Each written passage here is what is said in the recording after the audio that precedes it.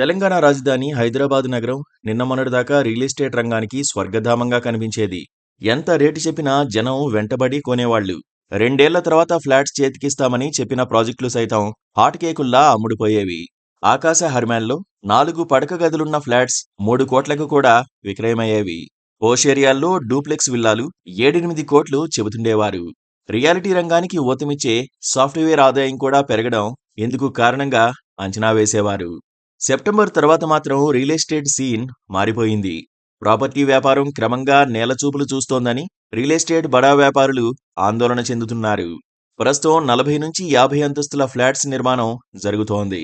వందల కోట్లలో లాభాలు వస్తాయని వ్యాపారులు ఎదురు చూస్తున్న వేళ రియాలిటీ అంతా పైన పటారం లోన లొటారంగా మారిపోయింది. అక్టోబర్-డిసెంబర్ మధ్య తెలంగాణ రాజధాని హైదరాబాదులో కేవలం 12,682 యూనిట్లు అమ్ముడయ్యాయి.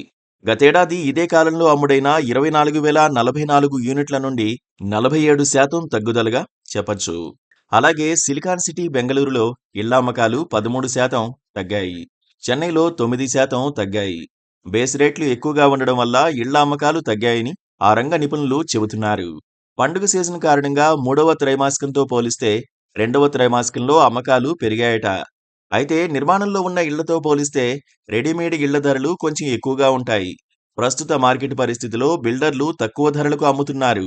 ఇల్లు కొనాలనుకునే తమ కలను నెరవేర్చుకోవాలనుకునే వారికి ఇది మంచి అవకాశం అని చెప్పొచ్చు. అలాంటి వారికి బిల్డర్లు ప్రత్యేక ఆఫర్లను కూడా ప్రకటిస్తున్నారు. చెల్లింపులు చేయడంలో కూడా వారు సౌకర్యాన్ని అందిస్తున్నారు. హైదరాబాద్ పరిసర ప్రాంతాల్లో ఇళ్ల విక్రయాలు 47% తగ్గొచ్చని అంచనా వేసిన మాట వాస్తవం. 2023-24 డిసెంబర్ త్రైమాసికంలో 24,044 ఇళ్ల అమ్మకాలు జరిగితే ప్రస్తుత ఏడాది 12,682 యూనిట్లకు పరిమితమైంది.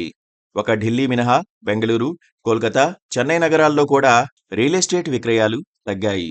గత దశాబ్దంగా తెలుగువారు ఎక్కువగా ఇళ్లు కొంటున్న బెంగళూరు, చెన్నైలో కూడా కొనుగోళ్లు తగ్గడం ఆశ్చర్యకర పరిణామం.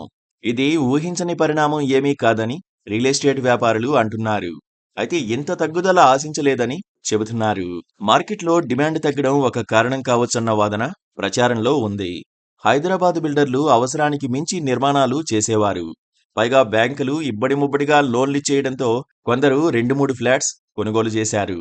భార్య, భర్త ఇద్దరూ సాఫ్ట్వేర్ ఉద్యోగులై 3 లక్షలకు పైగా నెల ఆదాయం ఉంటే రెండో ఫ్లాట్ కొనుక్కుని స్థిరాస్తిని కూడబెట్టుకోవడం ఆనవాయితీ అయింది. ఈ క్రమంలోనే కొంతకాలం క్రితం డిమాండ్ పెరగడం ఇప్పుడు శాచ్యురేషన్ పాయింట్కు రావడం జరిగిపోయింది. మరోపక్క ఇళ్లు కొనుగోలు చేయలేని దిగువ మధ్యతరగతి వర్గం అటువైపుగా చూడడం లేదు. దాంతో మార్కెట్ డీలా పడిపోయిందని చెబుతున్నారు. Please subscribe to KTV Telugu. KTV Telugu. KTV Telugu. KTV Telugu channel.